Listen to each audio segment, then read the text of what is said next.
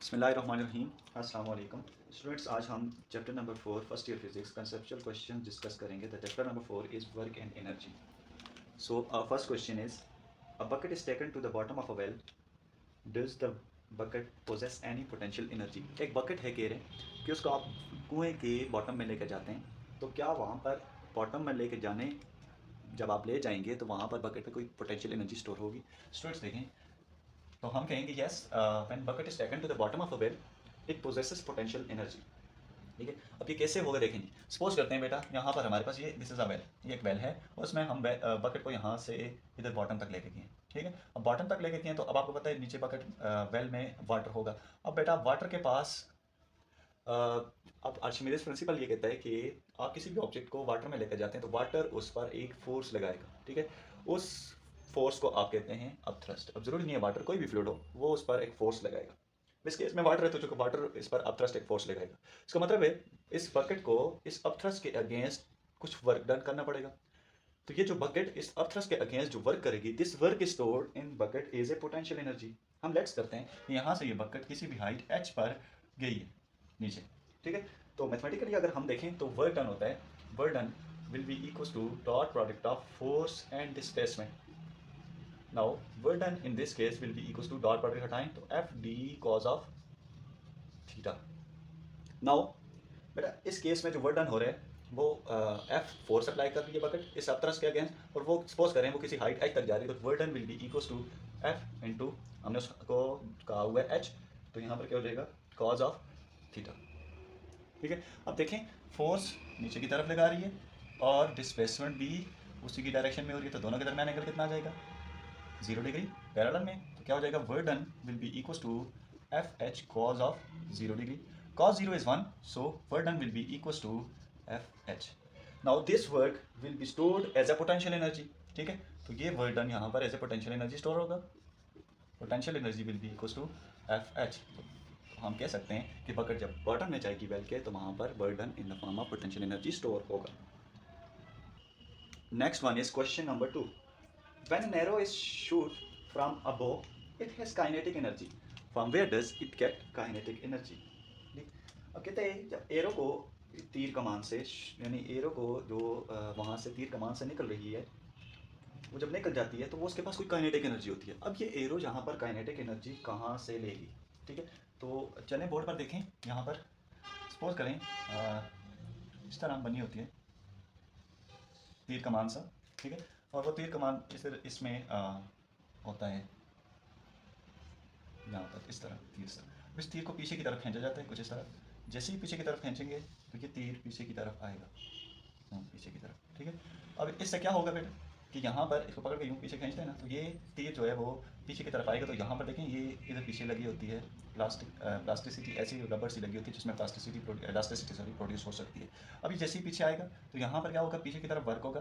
ठीक है, तो ये वर्क डन यहाँ पर देखें पीछे की तरफ वर्क डन स्टोर होगा ना, तो वर्क डन स्टोर होगा। तो this work done will be stored, यहाँ पर ये जो रबर सी लगी होती है ये इलास्टिक होती है, तो this work done will be stored as an elastic potential energy. यहाँ पर ये वर्डन जो है इसमें स्टोर होगा ये इलास्टिक पोटेंशियल एनर्जी। इसका मतलब ये हुआ कि वो वर्डन जो है वो एरो भी उसके साथ कनेक्टेड होती है, तो वो वर्डन इसमें भी स्टोर होगा।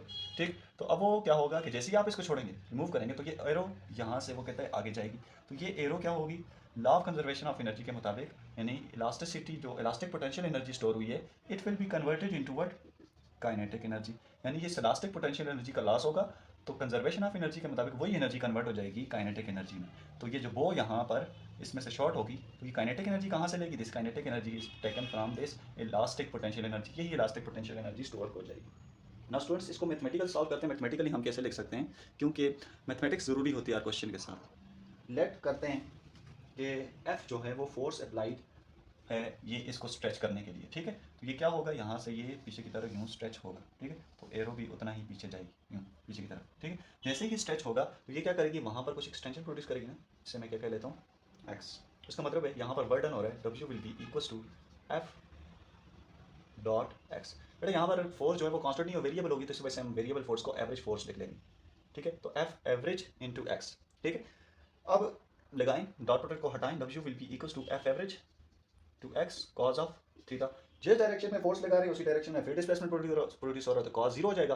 तो work done will be equal to F average multiply with sorry यहाँ पर एक्स रह गया, this is X, sorry it's X, X cos of theta, F X cos of theta is 0 degree, यहाँ पर 0 हो जाएगा, कॉज 0 इज 1, तो work done will be equal to F average into cos X, call this as equation number 1।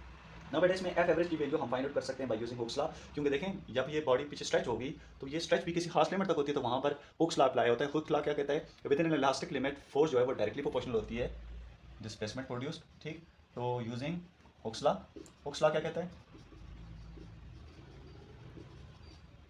कि ये जो force produce होगी, this force produces displacement, ठीक है। तो अब यहाँ पर देखो, ये देखो हुक्स लॉ कहता है F is directly proportional to X, F will be equal to K X हो जाएगा, ठीक है बेटा। तो यहाँ पर एफ एवरेज की वैल्यू हमने फाइंड आउट करनी, तो एफ एवरेज क्या होता है, देखिए इनिशियल फोर्स क्या थी, 0 थी, तो फाइनल फोर्स की कुछ वैल्यू होगी, तो मैं कह लेता हूँ F1 प्लस F2, दो फोर्सेज लेंगे, initial force plus final force divided by 2, average force average तो ऐसे कैलकुलेट करते हैं। तो F average will be equal to F1 क्या है बेटा, F1 तो 0 थी, अभी मैंने फोर्स अप्लाई नहीं की, तो 0 प्लस F2 क्या होगी, F2 हुक्स लॉ के मुताबिक वो तो क्या एक्स के इक्वल है, क्योंकि इसमें इलास्टिक पोटेंशियल एनर्जी स्टोर होगी ना, तो वो हुक्स लॉ बताएगा आपको, प्लस के एक्स हो जाएगी डिवाइडेड बाई 2, तो F average will be equal to 1/2 kx, call this as equation number 2, now put this equation number 2 in equation number 1, तो work done will be equal to F average की value आ गई 1/2 kx into एक x उसका अपना, तो क्या हो जाएगा, work done will be equal to 1/2 kx square. Now this work done will be stored in as an elastic potential energy, और ये बर्डन जो स्टोर होगा वो क्या हो जाएगा, this burden will be stored in the body, या ये जो ये वो पीछे की तरफ जो आ रही है कमान सी, उसमें क्या होगा, जो उसमें रबर सी बनी हुई है वहाँ पर एक potential energy which is elastic potential energy dot P dot E is equal to 1/2 K X square हो जाएगा। और इलास्टिक पोटेंशियल एनर्जी जैसे ही आगे इसको छोड़ेंगे आगे की तरफ, तो ये elastic potential energy law of conservation of energy के मुताबिक किस में कन्वर्ट हो जाएगी, this elastic potential energy will be converted into kinetic energy. तो सारे यहाँ पर काइनेटिक एनर्जी किसकी इक्वल हो जाएगी, half K X square. Students जब मैं सेंटेंसेस साथ साथ बोल रहा हूँ तो आपने ये लिखने हैं कि यहाँ पर आपने लगाया by applying law of conservation of energy, so elastic potential energy is converted into kinetic energy, so kinetic energy will be equal to half K X square. Next question is, does a hydrogen filled balloon possesses potential energy, explain. कहता है कि एक balloon हो जिसमें hydrogen fill की हो, hydrogen gas, तो वहाँ पर कोई पोटेंशियल एनर्जी, हाइड्रोजन के फिल बैलून में कोई पोटेंशियल एनर्जी होगा, तो इसका आंसर भी स्टूडेंट्स है yes, it possesses potential energy. अब देखते हैं इसका रीज़न क्या होता है। अब देखिए स्टूडेंट्स, ये सामने एक बैलून है और बैलून के अंदर हाइड्रोजन गैस फिल हुई है, और ये बैलून को हम एयर में छोड़ते हैं, ठीक है, ये बैलून राइज अप कर जाता है, आपको भी होता है। नाउ स्टूडेंट्स देखें, हमें पता है कि ये एयर है, तो एयर भी फ्लूइड है, यहाँ पर एयर के पास भी एक फोर्स होगी which is known as buoyant force, ठीक है। ये बायोंट फोर्स ये equal in magnitude to weight of air के, ये वेट ऑफ एयर की मैग्नीट्यूड के इक्वल होगी, ठीक है, which is displaced by volume of balloon. ये बैलून को अब आपने इसमें रख लिया तो ये पीछे की तरफ डिस्प्लेस हो जाएगी वॉल्यूम ऑफ बैलून की वजह से। अब बेटा आपको पता है कि जो हाइड्रोजन गैस है उसकी डेंसिटी बहुत कम होती है एज कम्पेयर टू एयर, तो क्या होगा, ये लेस डेंस है, दिस इज लेस डेंस, तो और ये जो जिस फ्लूइड में रखा वो तो एयर है, this is high dense, more dense, ये ज़्यादा डेंस होगी। अब ज़्यादा डेंस होने की वजह से क्या होगा कि जो वेट ऑफ हाइड्रोजन बैलून है वो ये लेस डेंस है, तो इसका वेट क्या हो जाएगा, लेसर होगा as compare to weight of the air. तो रिजल्ट में एयर क्या करेगी, इस पर एक अपवर्ड बायोंट फोर्स लगाएगी, जैसे अप थ्रस्ट जैसे अभी हमने कहा, ठीक है। तो अप थ्रस्ट फोर्स इसकी डायरेक्शन में ऊपर की तरफ लगाएगी।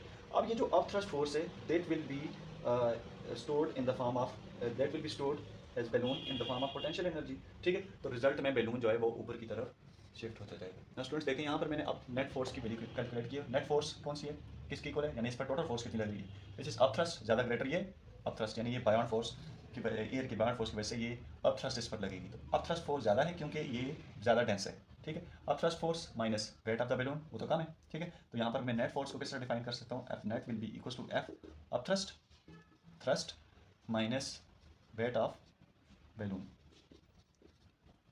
ठीक है। So under this force, the hydrogen filled balloon moves up and work against the pull of gravity.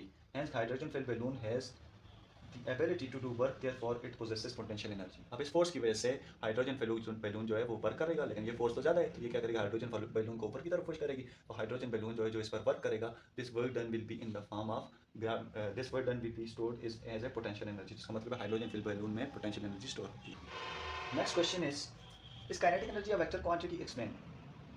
Students पूछ रहे हैं कि काइनेटिक एनर्जी वेक्टर क्वांटिटी है, इसको एक्सप्लेन करें। अब स्टूडेंट्स इसके दो रीज़न हैं।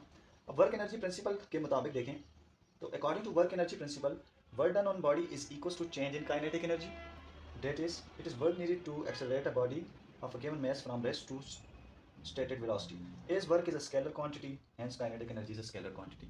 ठीक है, वर्क एनर्जी प्रिंसिपल के मुताबिक एनर्जी कैसे डिफाइन होती है? Energy work done on a body is equals to change in energy, यानी किसी भी बॉडी पर देखें, सपोज करें कोई भी बॉडी है, इस पर वर्क हो रहा है, तो this work done will be according to change in kinetic energy according to work energy principal.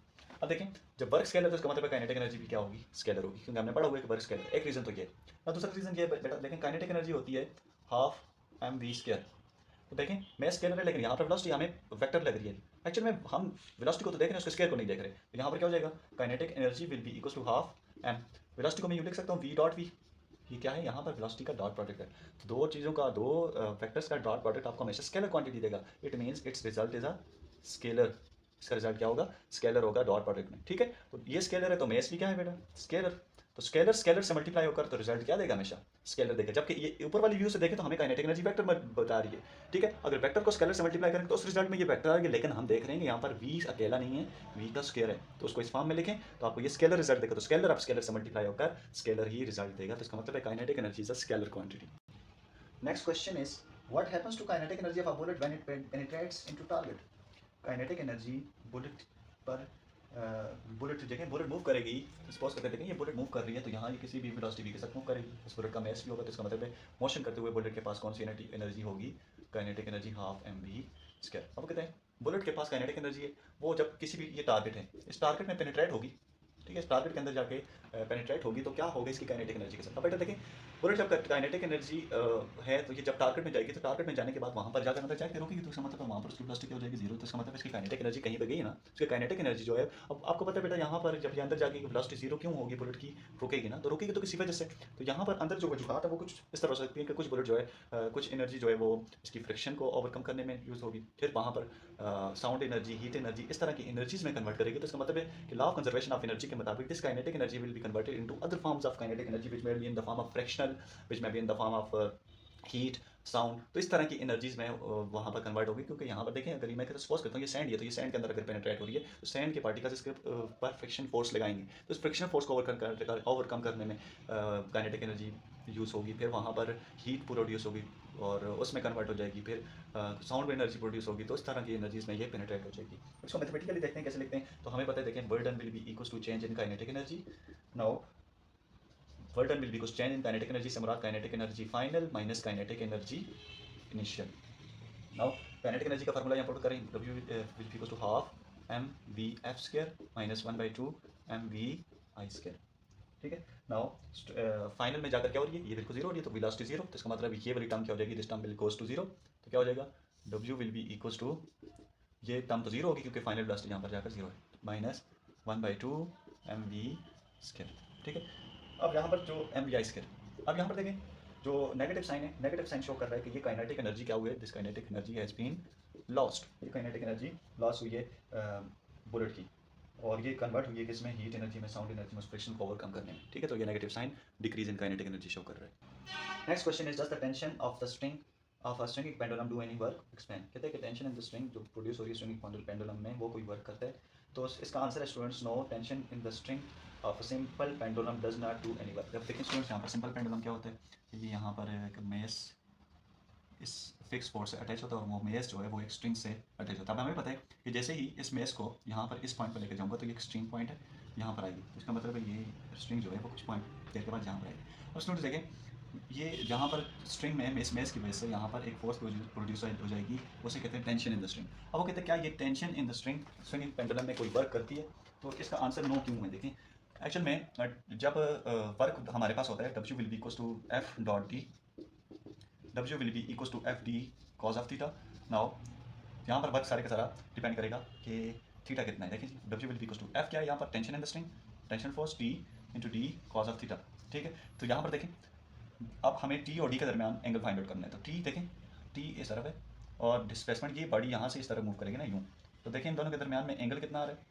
The angle will be 90 degree. तो यहाँ पर पुट कर लें, देखें W will be equals to T D cos of 90 degree, cos 90 is 0, so it means W will be equals to 0। ये वर्डन क्या हो जाएगा? 0 हो जाएगा। तो इसी वजह से टेंशन इन द स्ट्रिंग कोई वर्क नहीं करती।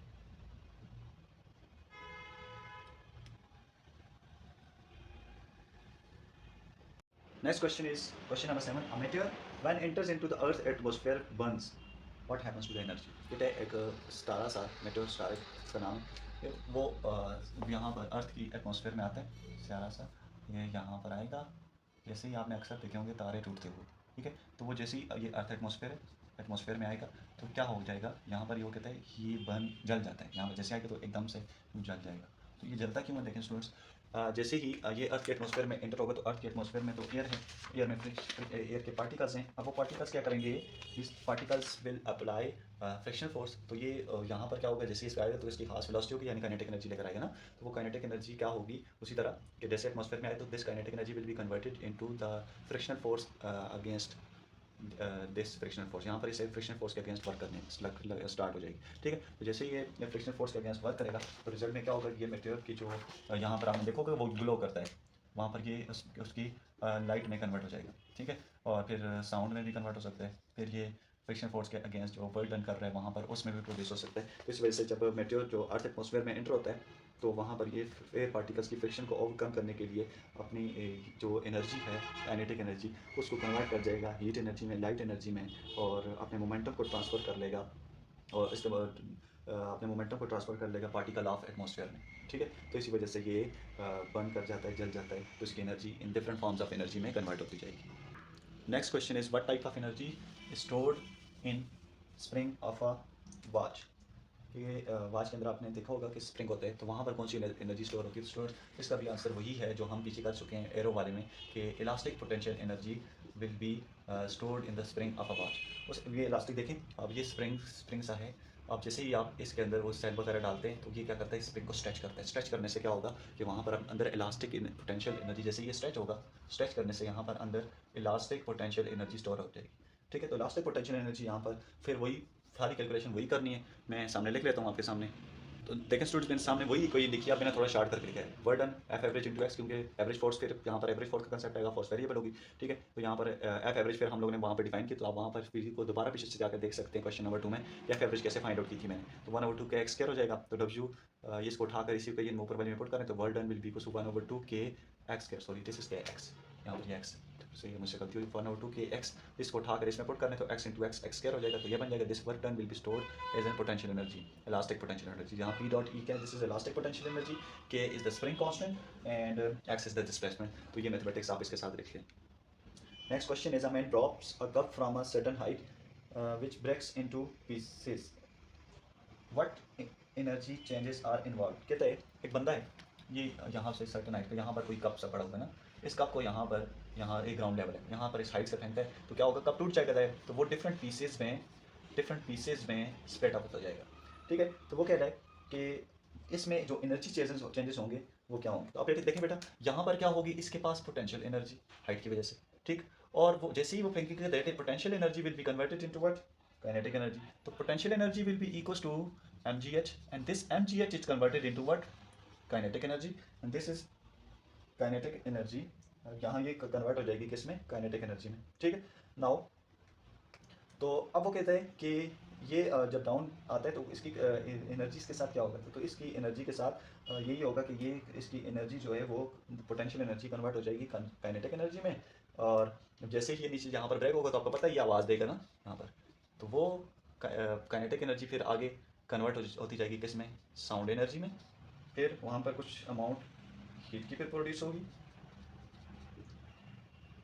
ठीक है और फिर ये यहाँ पर इस इधर कुछ ना कुछ वर्क करेगी तो फ्रिक्शनल फोर्स है जो भी आ रही हैं तो उनके अगेंस्ट ये कन्वर्ट होती जाएगी ठीक है तो ये काइनेटिक एनर्जी फिर दोबारा देखो फिर दोबारा बता रहा हूँ पोटेंशियल एनर्जी होगी पोटेंशियल एनर्जी हाइट की वजह से जैसे आएगा तो वो काइनेटिक एनर्जी में ओवरऑल काइनेटिक एनर्जी आपको वहाँ पर आवाज़ सुनाई देती है ना साउंड में कुछ हीट एनर्जी प्रोड्यूस होगी फ्रिक्शनल फोर्स के अगेंस्ट वर्क डन करने के लिए यूज़ होगी तो ये उसकी एनर्जीज के साथ ये चेंजेस होती हैं next question is a man drawing boat upstream is at rest with respect to shore he is doing work कहता है कि एक बंदा है वो अपनी कश्ती चला रहा है ना तो अपस्ट्रीम के लिहाज से वो क्या है रेस्ट पर है सॉरी कहता है एक बंदा है वो कश्ती चला रहा है और वो विद रिस्पेक्ट टू शोर क्या है रेस्ट पर है तो कहता है क्या है कि वो कोई वर्क कर रहा है देखें ये सपोज करें यहाँ पर बंदा है और ये अप स्ट्रीम्स की डायरेक्शन है और वो अपनी कश्ती को यहाँ पर चला रहे हैं,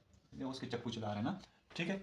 अब वो कह रहे हैं कि ये शोर किनारे को कहते हैं ना, ये किनारे के लिहाज से क्या है, रेस्ट पर है, यानी जा रहे नहीं है। कैसे नहीं जा रहे, देखो चप्पू चला रहे, अप स्ट्रीम्स की डायरेक्शन ये है, और वो चप्पू इस तरफ चला रहे हैं, यानी इस डायरेक्शन में जाना चाहते हैं।